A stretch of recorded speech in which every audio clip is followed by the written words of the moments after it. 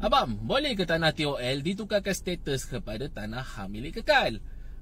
Soalan menarik ni. Okey, jom abang tolong jawabkan. Hello bersama Abang KHI, kenal lihat tanah anda. Bagi korang yang tak tahu, tanah TOL ataupun Temporary Occupation License ni, kita panggil dalam bahasa Melayu adalah lesen pendudukan sementara lah. Yang mana tanah ni diberikan oleh kerajaan kepada pemohon sebagai pemegang di dalam beberapa tempoh, yang mana dia bukan diberi sebagai hak milik, dia hanya diberi sebagai pemegang sementara saja. Yang mana sekiranya pemegang tanah tersebut meninggal dunia, tanah tersebut akan automatically dikembalikan kepada pejabat daerah ataupun pihak kerajaan yang memberikan tanah tersebut lah. Okey.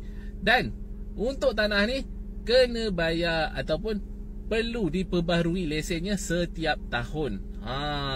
Berkenaan status TOL tadi, boleh ke ditukarkan kepada status hak milik kekal ataupun sementara? Yang sebenarnya boleh. Cumanya korang kena pergi ke pejabat tanah ataupun PBT di tempat masing-masing untuk buat permohonan. Tapi untuk kelulusan tu bergantung pada pejabat tanah ataupun PBT masing-masing. Kalau katakan tak lulus, korang boleh buat rayuan. Tapi kalau tak lulus juga, nak buat macam mana kan? Apabila permohonan korang tadi untuk penukaran status TOL kepada hak milik tadi berjaya, korang kena buat pembayaran premium, yang mana dia akan mengikut kadar harga pasaran semasa lah. Alright, dapat satu? Kalau ada persoalan boleh komen kat bawah, nanti abang akan tolong jawabkan untuk korang. Abang ada buat kelas berkenaan dengan pemilikan hartanah. Jadi bagi korang yang berminat, boleh klik link di bio dan daftar. InsyaAllah berjumpa kita di dalam kelas nanti. Kenali tanah anda. Berkaitan dengan ilmu faraid, ramai yang masih lagi belum tahu, masih lagi keliru. Jadi pertama, faraid itu adalah pembahagian harta pusaka mengikut hukum Islam, yang mana Allah dah tetapkan dalam Al-Quran secara jelas pembahagian faraid ini siapa yang dapat bila kita meninggal nanti. Untuk sesiapa yang mendengar, saya nak maklum kepada semua, perkara asas yang kita perlu tahu adalah bila kita meninggal nanti, siapa waris yang boleh mewarisi harta kita. Pertama, pasangan kita. Kita suami, isteri dapat mewarisi harta kita. Kalau kita isteri, suami yang dapat mewarisi harta kita. Dan yang kedua, ayah kita. Ayah kita bukan ayah mertua. Dan ketiga adalah ibu kita, bukan ibu mertua, ibu kita, ibu kandung. Keempat adalah anak lelaki. Lima adalah anak perempuan. Sebab apa saya pisahkan anak lelaki dan anak perempuan? Sebab pembahagian untuk anak lelaki dan anak perempuan berbeza. Ilmu faraid merupakan ilmu yang terbentuk dari kombinasi tiga ilmu. Itu yang pertama, ilmu nasab. Kedua, ilmu fatwa. Ketiga, ilmu matematik. Pertama, ilmu nasab. Ilmu nasab ialah ilmu berkaitan dengan keturunan si mati. Nasab merupakan darah daging ataupun keturunan hakiki. Oleh itu, anak angkat, anak tiri, anak susuan, anak tidak sah taraf tidak boleh mewarisi harta pusaka si mati kerana mereka bukan daripada darah daging si mati. Ilmu yang kedua, ilmu fatwa. Ilmu fatwa merupakan ilmu membuat keputusan. Pada sesiapa yang mempelajari ilmu faraid, mereka ini perlu mempunyai kemahiran dalam membuat sesuatu keputusan pembahagian harta pusaka mengikut hukum-hukum yang telah ditetapkan. Yang ketiga ialah ilmu matematik. Ilmu matematik merupakan kaedah pengiraan bagi mengetahui pembahagian setiap waris. Daripada ilmu inilah kita tahu macam mana bahagian untuk dibahagikan kepada ayah 1/6, mak 1/6, suami 1/4, isteri 1/8. Dan lebihannya anak lelaki yang dapat 2 kali ganda lebih daripada anak perempuan. Yang terakhir, sumber hukum faraid ini adalah berdasarkan pada Al-Quran, Surah An-Nisa ayat 11, 12 dan 176. Allah dah tetapkan secara detail satu persatu siapa waris yang dapat mewarisi harta kita dan berapa jumlah yang sepatutnya waris tersebut dapat daripada harta peninggalan kita. Semoga bermanfaat. Nantikan next video untuk penerangan yang lebih lanjut berkaitan dengan ilmu asas faraid. Jika ayah meninggalkan isteri, 11 orang anak lelaki dan seorang anak perempuan dengan 100,000 dalam bank ayah, bagaimana pembahagiannya? Okey, jom kita jawab soalan ni. Sebelum saya nak menjawab persoalan ni, pertama kita kena clear terlebih dahulu. Bila kita meninggal, siapa waris utama kita? Yang pertama, pasangan kita, isteri atau suami. Jadi dalam kes situasi ni, isterilah akan mewarisi harta pusaka. Dan yang kedua, mak ayah si mati masih ada ataupun tidak. Mak si mati ataupun ayah si mati. Dan yang ketiga iaitu anak lelaki dan anak perempuan. Waris ini perlu kita kenal pasti terlebih dahulu sebelum kita membuat pembahagian. Untuk menjawab persoalan ini, saya tak pasti sama ada si mati masih lagi mempunyai emak ataupun ayah kandung. Kalau si mati masih lagi mempunyai emak ataupun ayah kandung, maka pembahagiannya seperti yang di belakang ni lah. Kalau tengok dekat sini, isteri akan dapat 1/8 daripada 100,000, iaitu 12,500 total daripada 100,000. Dan ayah kepada si mati akan dapat 1/6 dan emak kepada si mati akan dapat 1/6. Jumlahnya seperti yang tertera. Dan selebihnya akan diagihkan kepada 11 orang anak lelaki dan seorang anak perempuan. Dan kena pastikan anak lelaki mestilah mendapat sekali ganda lebih daripada anak perempuan. Kalau kita tengok dekat sini pun, anak lelaki akan dapat 4,710 dan anak perempuan akan dapat 2,000 lebih.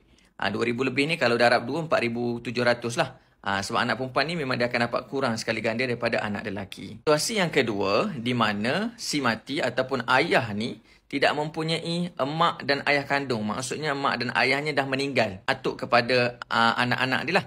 Okey, jadinya pembahagian seperti yang tertera ni. Jadi, isteri kekal 1/8, 12,500 dan lebihan daripada harta tersebut akan diagihkan kepada anak-anak. Anak-anak ada 12 orang. Jadi, 11 orang lelaki, seorang perempuan. Dan pembahagiannya adalah anak lelaki mestilah mendapat sekali ganda lebih daripada anak perempuan. Sekali ganda lebih, maksudnya kalau lebihan daripada itu selepas kita bahagikan kepada 11 orang, pembahagian dia RM7,609. Dan anak perempuan akan dapat RM3,804. Kurang sekali ganda daripada anak lelaki. Okey, semoga menjawab persoalan. Assalamualaikum. Saya nak tanya, suami meninggal dunia tapi saya dengan arwah suami tak ada anak. Apa saya layak ke saya dapat harta?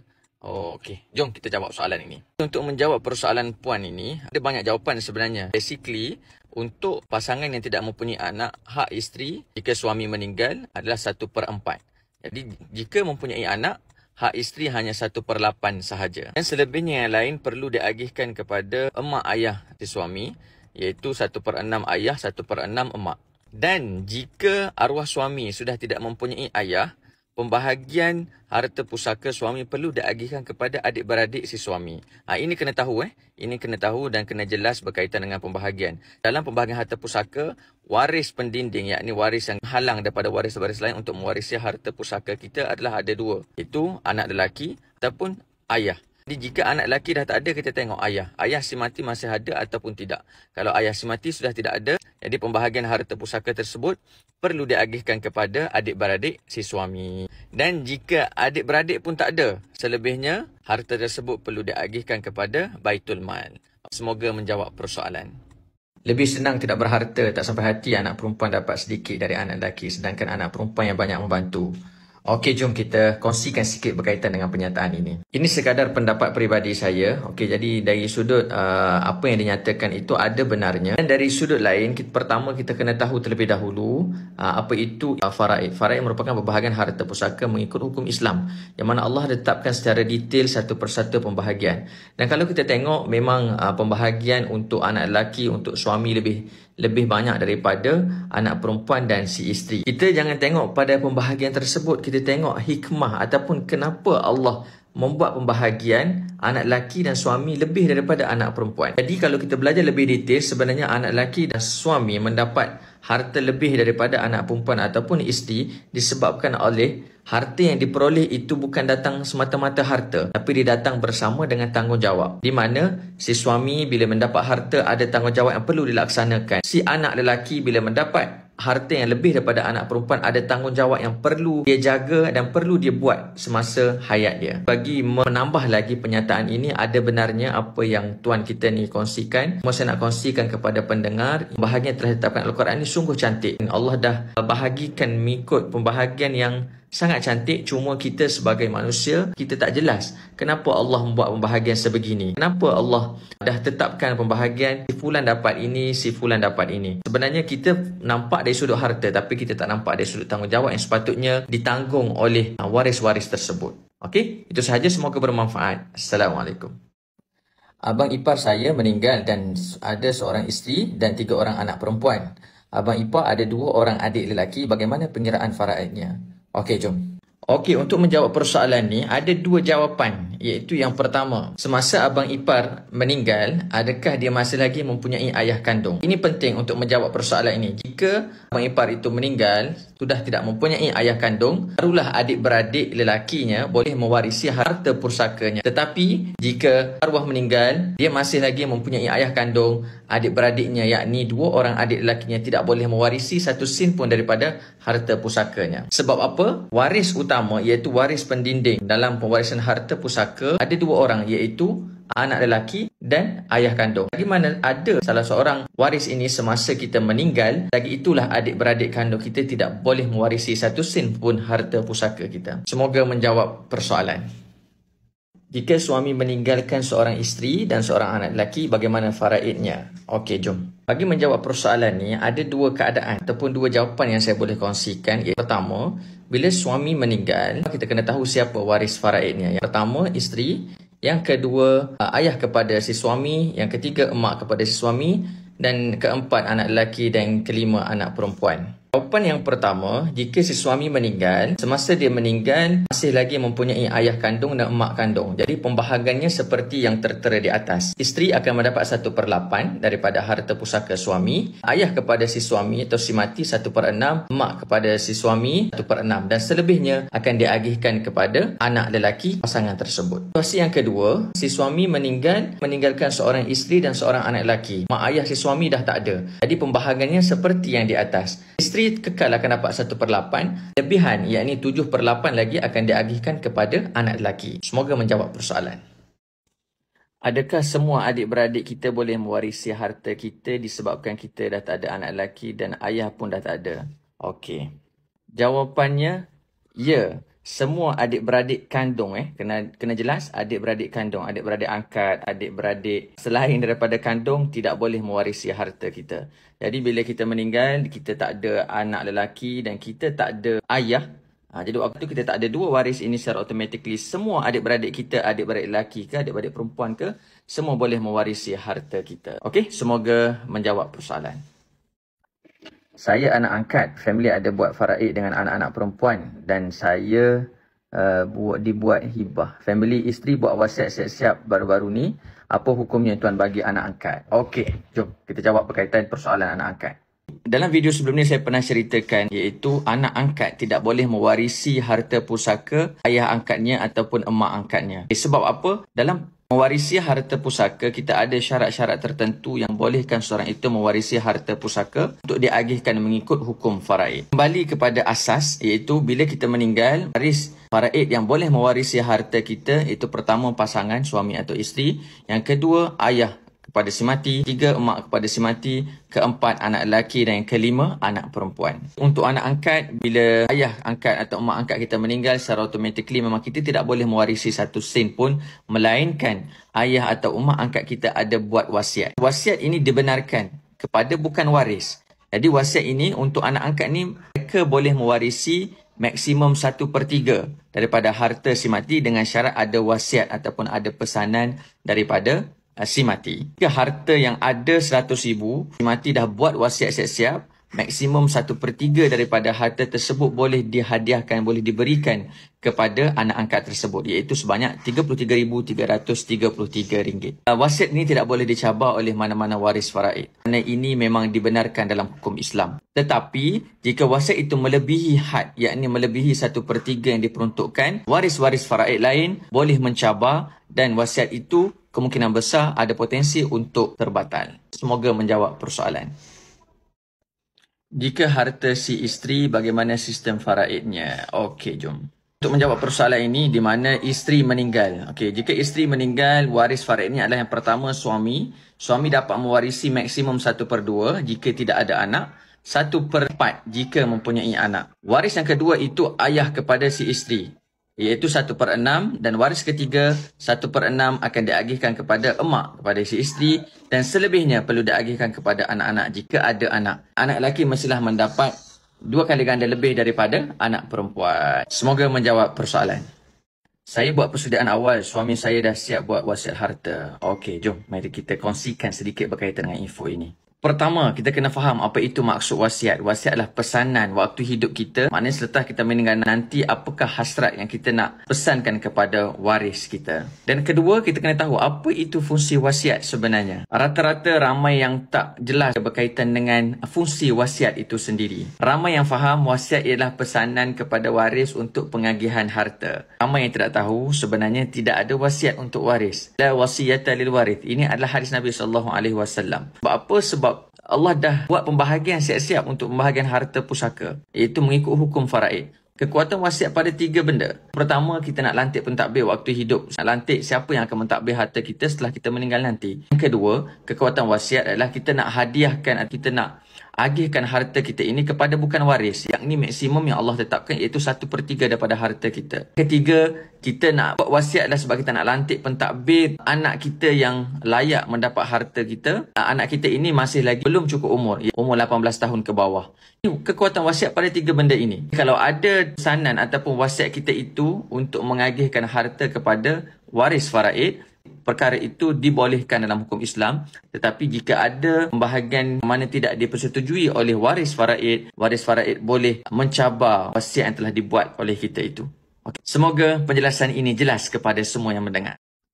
Tapi macam mana pula kalau pesanan bunyi macam ni, barang kemas mak lepas mak tak ada, infakkan kepada sekolah-sekolah tahfiz atau rumah-rumah kebajikan. Macam mana tu Ustaz hukumnya? Okey, menarik soalan ni. Jom kita jawab. Pertama, kita kena tahu apa yang dipesan oleh mak ini dikategorikan sebagai wasiat, yakni pesanan emak waktu hidupnya perlu dilaksanakan setelah emak meninggal. Kita kena tahu apa fungsi wasiat, yakni kekuatan yang ada pada wasiat.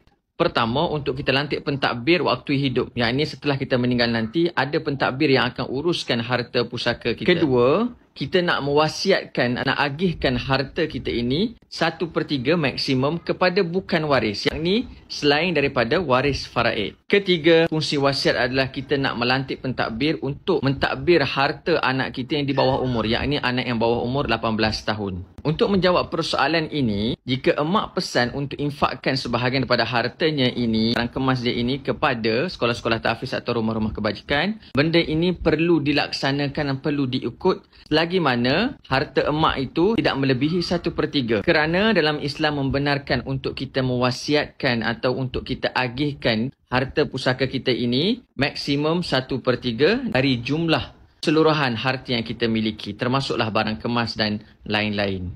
Cuma pesanan ini sebaiknya perlu didokumentasikan ataupun perlu dibuat satu perjanjian khas supaya ada bukti untuk kita tunjuk kepada waris, untuk kita dapatkan jaminan 1/3 daripada harta kita ini dapat diagihkan kepada pusat-pusat tahfiz ataupun rumah-rumah kebajikan. Kalau bersifat pesanan daripada mulut semata-mata, dikhawatiri waris-waris yang ada yang mewarisi harta kita ini tidak melaksanakan hasrat kita ini, yang sepatutnya kita boleh agihkan maksimum 1/3 daripada harta kita ini kepada bukan waris. Dari segi hukum, waris-waris faraid tidak boleh mencabar ataupun tidak boleh tentang 1/3 daripada harta si mati untuk diagihkan kepada bukan waris. Kerana itu adalah hak yang dibenarkan dalam Islam untuk kita sedekahkan ataupun kita infakkan kepada bukan waris. Semoga menjawab persoalan. Kalau satu-satu anak tunggal perempuan, bila mak meninggal, adakah waris faraid termasuk adik-beradik mak? Okey, jom kita jawab soalan ni. Pertama, kita kena tahu siapa waris faraid kita. Waris faraid kita ada 5 yang saya pernah kongsikan sebelum ni, iaitu pasangan, suami atau isteri. Kedua, ayah kandung kepada si mati. Ketiga, emak kandung kepada si mati. Keempat, anak lelaki. Dan kelima, anak perempuan. Kedua, apa yang kita kena tahu adalah siapakah waris penghalang untuk menghalang daripada mewarisi harta kita ini. Itu yang pertama, ayah kandung. Kedua, anak lelaki. Saya pernah kongsikan sebelum ni, selagi mana kita mempunyai 2 waris ini, waris-waris lain, yakni selain daripada 5 waris ini, tidak boleh mewarisi harta pusaka si mati. Jadi, untuk menjawab persoalan ini, jika emak ada anak tunggal perempuan, ditakdirkan emak meninggal, pertama, kena tahu, emak ni masih lagi ada ayah kandung ataupun emak kandung. Kedua, memang kita dah tahu, emak ni tak ada anak lelaki. Jika arwah emak ni memang ayahnya pun dah tak ada, secara automatically, adik-beradik belah mak berhak untuk tuntut harta pusaka emak. Jadi, untuk menjawab persoalan ini, anak tunggal tersebut perlu berkongsi harta arwah emaknya dengan mak saudara belah emaknya. Kerana mereka ada hak terhadap harta pusaka emak. Semoga menjawab persoalan. Jika bekas suami meninggal, rumah tu dibeli ketika bersama saya dulu. Adakah anak-anak isteri muda layak dapat bahagian rumah tersebut? Okey, menarik soalan ni. Jom kita jawab. Bagi menjawab persoalan ini, pertama, kita kena tengok dulu rumah itu atas nama siapa. Jika rumah itu hak milik sepenuhnya ataupun penama rumah itu hak milik sepenuhnya bekas suami, bekas isteri tidak boleh menuntut satu sen pun daripada rumah tersebut. Sebab itu pentingnya untuk ketahui siapa pemilik harta tersebut. Jika harta itu dikongsi bersama, penama untuk rumah tersebut ada dua nama, 50% bekas suami, 50% kita. Jadi kalau ada bahagian tersebut, bekas isteri ini boleh menuntut rumah tersebut dengan isteri muda dan anak-anak. Bagi menjawab persoalan ini, rumah itu dibeli ketika bersama itu tidak penting. Paling penting ialah rumah itu dibeli atas nama siapa. Siapa itulah menjadi pemilik mutlak rumah tersebut. Walau bagaimanapun, kita di Malaysia ini, bila berlaku perpisahan antara suami dan isteri, ada satu perkara yang perlu kita tahu. Setiap isteri ataupun suami boleh membuat tuntutan harta sepencarian. Jadi untuk tuntutan ini perlu melalui mahkamah, perlu melalui proses-proses tertentu untuk membuat tuntutan harta sepencarian di mana harta ini kumpul bersama-sama antara suami isteri sepanjang hidup berumah tangga. Itu sahaja solusi yang boleh dibuat jika rumah itu memang namanya hak milik mutlak bekas suami sepenuhnya. Jika ada ruang dan peluang, boleh membuat tuntutan harta pencarian untuk mendapat hak kita yang mana waktu hidup bersama suami kita ada kumpulkan harta bersama. Dan daripada situ kita boleh mendapat sebahagian harta daripada harta bekas suami bergantung kepada keputusan mahkamah nanti. Semoga menjawab persoalan. Ayah saya dia stroke 2-3 hari lepas tu dia bank inkan semua duit dia ke dalam akaun mak saya.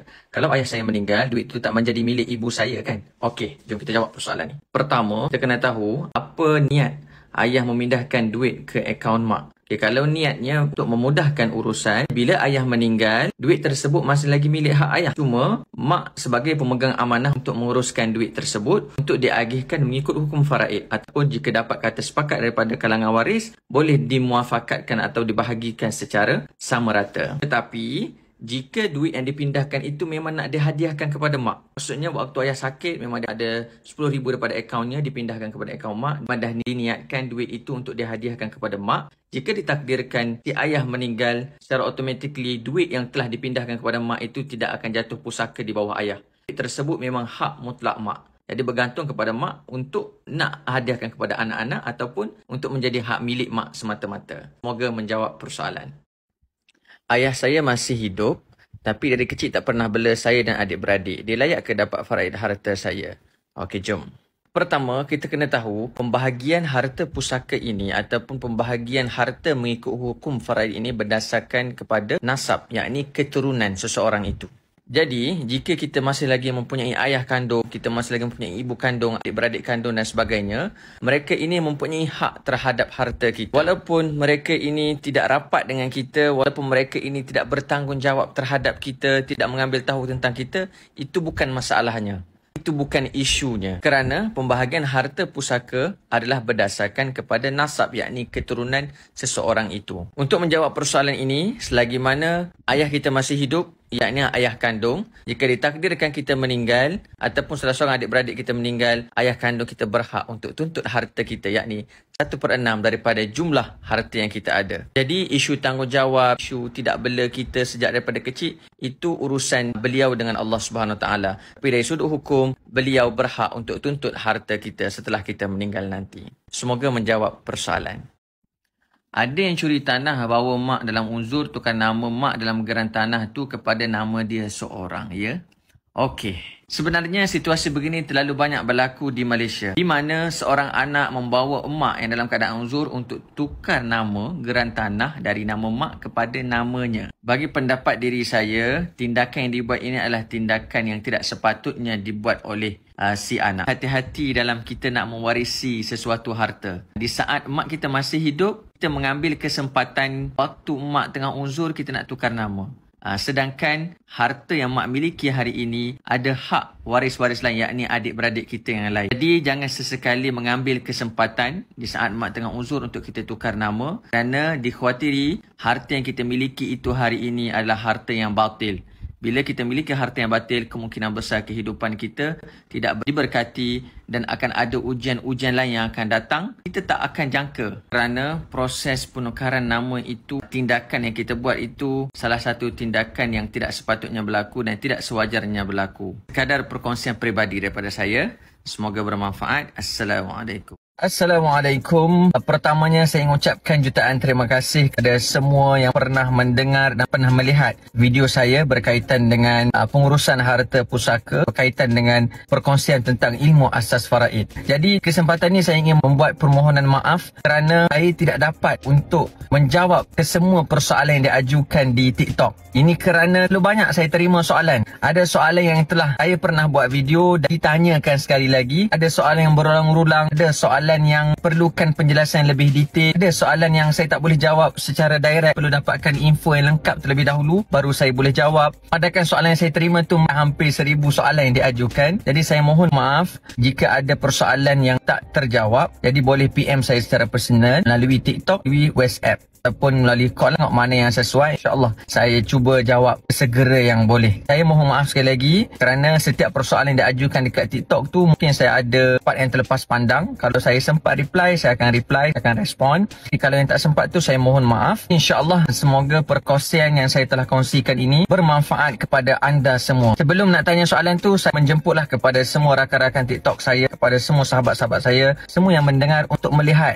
video saya terlebih dahulu belum mengajukan soalan. Dalam video saya dah terangkan secara asas. Kena faham dulu pembahagian asas faraid sebelum kita pergi ke persoalan yang lebih detail. Kalau ilmu asas faraid kita tak dapat kuasai, ilmu-ilmu yang lain ataupun persoalan-persoalan yang diajukan tu mungkin akan lebih pening untuk kita fahami. InsyaAllah teruskan menonton, teruskan melihat. Jika info itu bermanfaat, sebarkanlah kepada rakan-rakan yang lain. Assalamualaikum warahmatullahi. Abang meninggal, ada isteri dan 3 anak perempuan bawah umur. Ayah pun dah tak ada. Cara faraid harta macam mana? Okey, baik. Untuk menjawab persoalan ni, saya dah sertakan sekali contoh untuk rujukan semua yang melihat video ini. Situasinya, si suami meninggal. Meninggalkan seorang isteri, 3 orang anak perempuan, ayah dan emak kepada si suami sudah tiada. Dan si suami ini sudah tidak mempunyai adik-beradik pun kita panggil anak tunggal. Jadi pembahagian faraidnya seperti yang tertera di atas. Contoh, bila harta suami mempunyai 1 juta, pembahagian faraidnya isteri akan dapat 1/8. Apa 1/8? Sebab isteri mempunyai anak. Kalau isteri tak mempunyai anak, isteri akan dapat 1/4. Anak perempuan pembahagiannya adalah 2/9, 2/9, 2/9. Selebihnya bukan dibahagikan kepada anak perempuan ataupun si isteri, tapi perlu diagihkan kepada Baitul Mal. Ini merupakan pembahagian faraid yang telah ditetapkan dalam hukum Islam. Saya harap penjelasan ini lebih jelas kepada semua untuk dapat gambaran tentang pembahagian faraid bagi seseorang ataupun pasangan yang tidak mempunyai anak lelaki, pasangan yang sudah tidak mempunyai ayah, pasangan sudah tidak mempunyai adik-beradik ataupun anak tunggal. Semoga jawapan ini beri manfaat kepada anda semua. Assalamualaikum Ustaz. Waalaikumsalam. Adakah sah pembahagian tanah ditulis di atas kertas masa bapa hidup? Okey, jom kita jawab soalan ni. Sebenarnya ramai yang masih lagi keliru berkaitan dengan penulisan, kaitan dengan pesanan daripada si mati, pesanan daripada arwah dan sebagainya. Semua itu tidak salah dari sudut hukum Islam. Malah benda itu sebenarnya baik sebab kita dah ada pesanan, kita dah ada wasiat kepada si fulan dan si fulan untuk menguruskan harta kita. Tetapi ada syarat-syarat tertentu yang kita kena tahu. Dalam kita memberi pesanan, dalam kita membuat sesuatu wasiat, ada had-had tertentu yang perlu kita patuhi dan perlu kita ikut. Bagi menjawab persoalan ini, apa yang telah ditulis di atas kertas itu mengenai pembahagian tanah adalah sah. Sekiranya pembahagian itu dibahagikan pada waris-waris faraid, jadinya waris faraid lain yang tidak tersenarai dalam pembahagian tersebut boleh mempertikai apa yang telah ditulis. Sebab dalam Islam tidak ada wasiat untuk waris. La wasiyata lil warith. Tidak ada wasiat untuk waris, yang ini waris faraid. Sekalipun ada wasiat yang dibuat oleh sesiapa sahaja, wasiat tersebut tetap sah. Cumanya jika ada pertikaian ataupun ada perkara-perkara yang diwasiatkan itu tidak mendapat persetujuan daripada waris faraid, wasiat tersebut terbatal. Tidak kiralah wasiat itu secara bertulis, wasiat itu secara pesanan ataupun wasiat itu ada agreement atau perjanjian dari mana-mana syarikat sekalipun. Semoga menjawab persoalan. Assalamualaikum Ustaz, adakah anak tiri, ibu sama, bapa lain dapat hak yang sama? Contohnya saya seorang saja dari perkahwinan kedua ibu saya. bapa dah meninggal. Okey, jom kita jawab soalan. Jawapannya mudah sahaja. Kalau bapa yang meninggal itu adalah bapa kandung kita, jadi anak itu atau kita sendiri berhak untuk mewarisi harta pusaka bapa kita. Tetapi jika bapa yang meninggal itu adalah bapa tiri kita, kita tak boleh mewarisi harta pusaka bapa tiri kita. Sebab apa? Sebab bapa tiri bukan keturunan darah daging kita. Bapa kandung merupakan nasab, yakni keturunan dan mempunyai darah daging dengan kita. Semoga menjawab persoalan. Ini merupakan salah satu contoh pembahagian harta pusaka mengikut hukum faraid. Situasi yang berlaku adalah bila si suami meninggal dan meninggalkan harta sebanyak RM1 juta. Jadi, siapakah waris faraid yang berhak terhadap harta tersebut? Waris tersebut adalah seperti yang tertera dalam jadual di atas, iaitu isteri akan mendapat 1/8, ayah kepada suami 1/6, ibu kepada si mati 1/6 dan selebihnya anak lelaki 2/3 lebih daripada anak perempuan. Jadi, inilah bahagian yang sepatutnya kita perlu agihkan kepada waris-waris faraid yang mana Allah dah tetapkan secara jelas satu persatu berapa jumlah yang sepatutnya diterima oleh waris-waris tersebut. Semoga video ini dapat memberi penjelasan kepada masyarakat di luar sana tentang pembahagian harta pusaka mengikut hukum faraid. Ustaz nak tanya, kakak saya ibu tunggal. Ada anak angkat lelaki, adakah anak angkat tu waris? Okey, saya jawab sekali lagi soalan ni ya. Sebenarnya soalan ni banyak yang bertanya kepada saya, jadi disebabkan terlalu banyak, saya buat sekali lagi video ceritakan tentang situasi untuk anak angkat. Pertama, semua kena tahu syarat untuk mewarisi harta pusaka si mati adalah waris tersebut mestilah keturunan daripada si mati, yakni nasab yang sama. Persoalannya, adakah anak angkat itu dari keturunan si mati? Jawapannya semestinya lah tidak. Jadi, jika ibu angkat meninggal ataupun ayah angkat meninggal, anak angkat ni tidak boleh mewarisi satu sen pun daripada harta pusaka si mati, kerana anak angkat ini bukan dari keturunan ataupun dari nasab yang sama. Oleh itu, nasihat saya kepada pasangan yang mempunyai anak angkat, buatlah wasiat siap-siap waktu hidup, kerana wasiat kepada anak angkat ini sah. Sebab apa? Sebab anak angkat merupakan bukan waris faraid. Jika kita buat wasiat 1/3 daripada harta pusaka si mati, boleh diwasiatkan atau boleh diagihkan kepada anak angkat. Ahli-ahli waris lain atau waris faraid lain tidak boleh mencabar, tak boleh menghalang hasrat si ayah angkat atau ibu angkat itu untuk memberi kepada anak angkatnya sebanyak 1/3 daripada total harta mereka. Jika wasiat yang dibuat itu melebihi 1/3 daripada jumlah harta si mati, jadi adik-beradik ataupun waris faraid si mati boleh membuat pertikaian wasiat tersebut. Kerana dalam hukum Islam hanya benarkan wasiat 1/3 daripada total harta kita kepada bukan waris. Semoga menjawab persoalan. Macam mana pula kalau si suami masih hidup dan sihat tapi sudah tukar nama atas geran kepada isteri sedangkan dia ada isteri lain serta anak-anak? Okey, baik. Saya pernah kongsikan sebelum ni, selagi mana kita masih hidup, selagi mana kita masih lagi waras, tiada siapa pun boleh halang untuk kita hadiahkan apa yang kita miliki hari ini kepada sesiapa sahaja. Jadi untuk menjawab persoalan ini, jika suami ada beberapa isteri ataupun ada 2 orang isteri, terpulang kepada dia untuk hadiahkan ataupun untuk menukar nama hak miliknya kepada hak milik isteri pertama ataupun isteri kedua. Dari sudut nafkah, perlu adil antara isteri pertama dan isteri kedua. Untuk pembahagian-pembahagian lain, aset-aset lain itu terpulang kepada kebijaksanaan suami itu sendiri. Tapi dari sudut nafkah kepada isteri pertama dan isteri kedua, itu adalah tanggungjawab utama bagi seorang suami. Bagaimana tanggungjawab yang dipikul oleh suami itu terjaga, jadi tidak ada masalah. Pulang kepada si suami untuk menghadiahkan tanah yang dimiliki ataupun aset yang dimiliki itu kepada isteri pertama ataupun isteri kedua. Semoga menjawab persoalan. Kalau kita buat wasiat siap-siap, boleh ke saudara lelaki kita boleh tuntut juga? Okey, baik. Pertama, kita kena tahu hadis Nabi SAW, la wasiyata lil waris. Tidak ada wasiat untuk waris. Kedua, kita kena tahu siapakah waris itu. Waris yang dimaksudkan adalah waris faraid, yang mana bila kita meninggal nanti akan ada waris yang boleh mewarisi harta pusaka kita. Walau bagaimanapun dalam Islam tidak menghalang untuk kita buat wasiat kepada waris. Bila kita buat wasiat, dalam wasiat tersebut ada hasrat ataupun pembahagian yang kita nak bahagikan kepada waris faraid, wasiat itu tetap sah. Cumanya, jika ada waris faraid lain mempertikaikan apa yang kita wasiatkan itu, wasiat tersebut terbatal. Yakni wasiat itu boleh dicabar oleh waris-waris faraid yang berhak terhadap harta pusaka kita. Sebab itu, bila kita nak buat pembahagian harta pusaka, kita akan bacakan wasiat kepada depan-depan waris faraid. Mana waris yang berhak terhadap harta pusaka kita. Setelah dibacakan wasiat atau telah dibentangkan wasiat yang kita buat waktu hidup, waris-waris ini perlu bersetuju dengan apa yang kita wasiatkan. Jika ada bahagian-bahagian ataupun perkara-perkara yang tidak dipersetujui oleh waris faraid, maka apa yang kita wasiatkan itu terbatal dan perlu dibahagikan mengikut hukum faraid. Bagi menjawab persoalan ini, kita tengok saudara lelaki ini tergolong dalam waris faraid ataupun tidak. Kalau dia tidak tergolong dalam waris faraid, dia tidak hak untuk mencabar ataupun tentang wasiat yang telah dibuat. Jadi kalau dia tergolong dalam waris faraid, mereka ini berhak untuk tentang ataupun mencabar wasiat yang telah dibuat jika ada perkara-perkara yang tidak dipersetujui. Semoga menjawab persoalan. Assalamualaikum Ustaz. Jikalau semati bujang, yatim piatu tapi masih ada adik-beradik perempuan dan lelaki, adakah perlu diagihkan pada Baitul Mal? Okey, baik.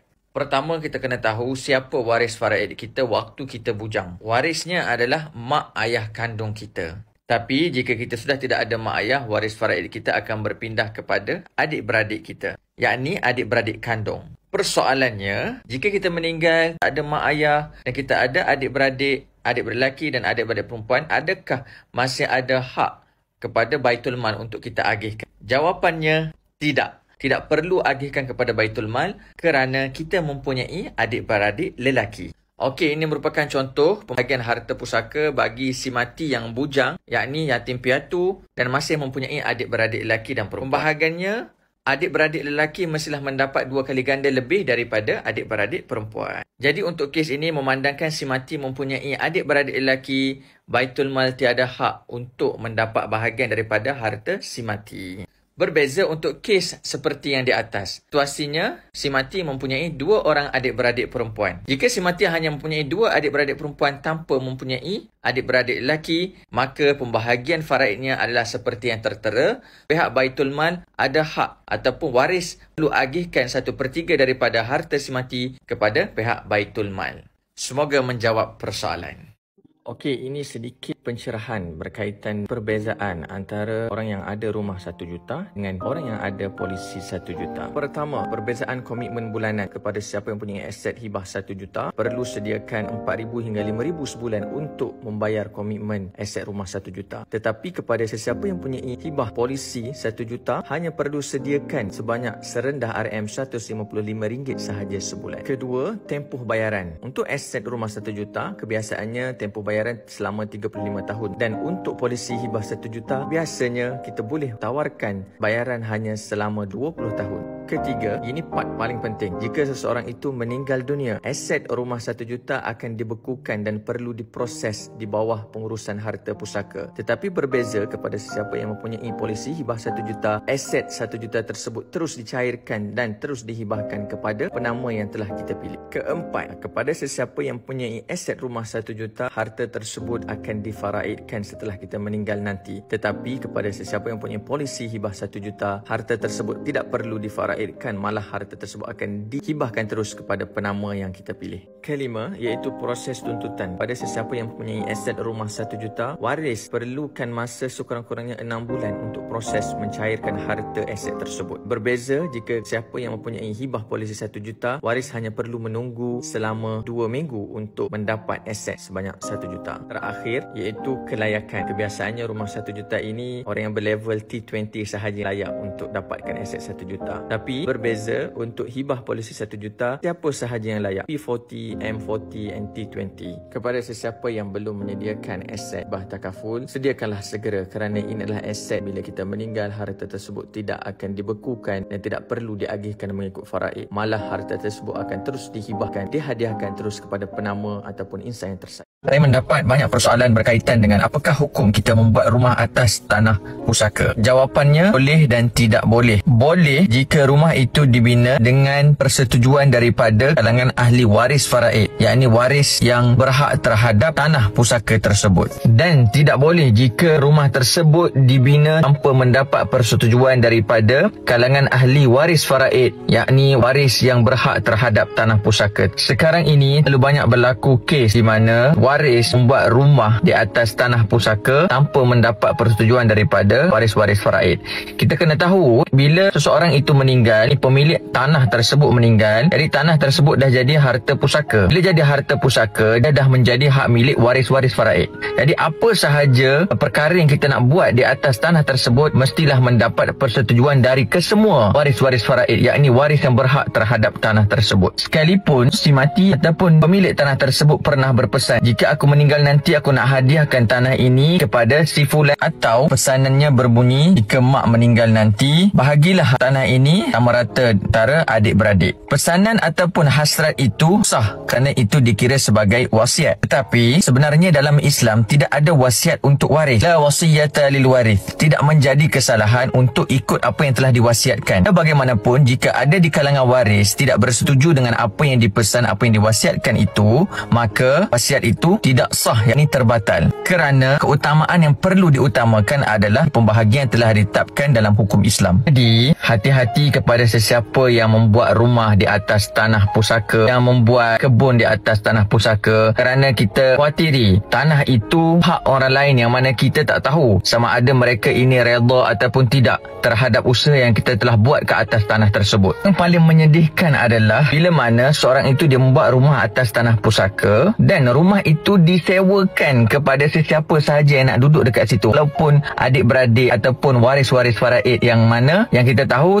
tanah yang dibuat tu adalah atas tanah pemilik waris faraid. Anda kena ingat, tanah yang anda buat rumah itu adalah tanah hak orang lain. Jadinya, yang paling utama adalah siapa pemilik tanah tersebut. Jadi, pemilik tanah berhak untuk buat apa sahaja ke atas tanah tersebut. Oleh itu, nasihat saya kepada sesiapa yang ingin membuat rumah di atas tanah pusaka, hati-hatilah. Kerana bila tanah itu berstatus tanah pusaka, tanah itu telah menjadi tanah waris-waris faraid. Jika kita nak membuat sesuatu perkara, kita perlu dapatkan persetujuan daripada waris-waris ini. Kena ingat, jika ada di kalangan waris faraid tidak bersetuju dengan apa yang telah kita buatkan itu, walaupun seorang sahaja yang tidak bersetuju, maka rumah itu tidak sepatutnya dibuat di atas tanah pusaka tersebut. Apatah lagi untuk meminta duit sewa dari kalangan ahli waris faraid. Perkara sebegini sepatutnya tidak berlaku di kalangan masyarakat kita. Semoga penjelasan ini dapat memberi penjelasan kepada masyarakat di luar sana dalam urusan harta pusaka Islam. Hati-hati dalam mewarisi sesuatu harta, kerana kita risau harta yang kita warisi itu kita telah mengambil hak yang sepatutnya diagihkan kepada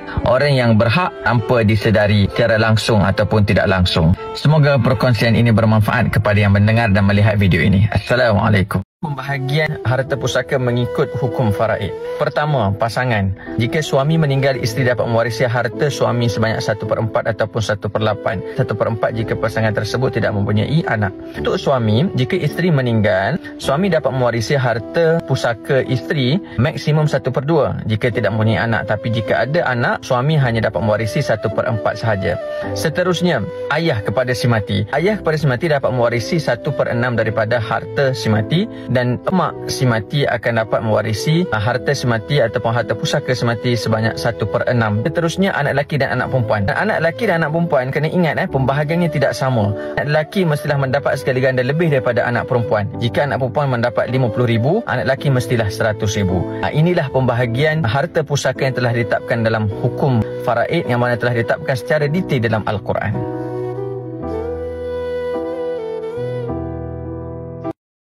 Adakah adik-beradik kandung kita boleh mewarisi harta pusaka kita setelah kita meninggal nanti? Jawapannya boleh dan tidak boleh. Ramai yang belum tahu, jika kita masih lagi mempunyai dua waris ini, selagi itulah adik-beradik kita tidak boleh mewarisi 1 sen pun daripada harta peninggalan kita. Waris yang pertama iaitu ayah kandung. Waris yang kedua itu anak lelaki. Lagi mana kita mempunyai salah seorang daripada waris ini, lagi itulah adik-beradik kandung kita tidak boleh mewarisi 1 sen pun daripada harta pusaka kita, harta peninggalan kita. Situasi yang kedua, waktu kita meninggal kita dah tak ada ayah, kita tidak mempunyai anak lelaki. Itulah berubah pembahagian faraid, di mana adik-beradik kandung kita boleh menuntut harta peninggalan kita daripada isteri kita dan anak-anak, sebab mereka mempunyai hak untuk mewarisi harta peninggalan kita. Jadi, semoga video penerangan ini dapat memberi penjelasan tentang pembahagian mengikut hukum faraid. Next video saya akan terangkan lebih detail berkaitan dengan pembahagian hukum faraid. Nantikan. Kalau mak saya masih ada, dia kata kalau dia meninggal, dia bagi saya rantai yang dia pakai. adalah, adakah saya perlu ambil rantai itu setelah dia tiada nanti? Okey, jom kita jawab persoalan ni. Pertamanya, Alhamdulillah, terima kasih kepada Mak kerana nak hadiahkan rantai kepada kita. Tapi kena ingat, apa yang Mak pesan itu adalah pesanan sahaja, bersifat pesanan ataupun bersifat wasiat. Wasiat itu dibenarkan dalam Islam. Tapi jika mak kita meninggal, wasiat itu kita perlu maklumkan kepada waris-waris faraid. Apa waris faraid ni? Pertama, ayah kita. Yang kedua, nenek kita belah mak. Dan atuk kita belah mak jika ada lagi. Dan selebihnya adalah adik-beradik kita. Jadi walaupun ini dipesan kepada kita, bila mak kita meninggal, kita tetap kena maklumkan kepada waris faraid ini. Jika kita dah maklum yang mana mak memang nak hadiahkan kepada kita rantai tersebut, dan waris-waris lain bersetuju, rantai itu boleh jadi hak milik kita. Tetapi jika waris-waris lain tidak bersetuju, yakni waris-waris faraid yang saya nyatakan tadi tidak bersetuju, rantai tersebut tak boleh jadi hak milik kita walaupun mak dah pesan nak hadiahkan kepada kita. Kerana pesanan itu bersifat wasiat, bukan hibah. Dia berbeza dengan hibah. Kalau mak hadiah siap-siap kepada kita waktu hidup, okey. Tapi kalau mak hanya berpesan jika mak meninggal, rantai ini akan dihadiahkan kepada kita, itu masih lagi waris-waris lain masih lagi berhak untuk tuntut harta tersebut sebagai harta pusaka dan perlu diagihkan mengikut hukum faraid. Semoga menjawab persoalan.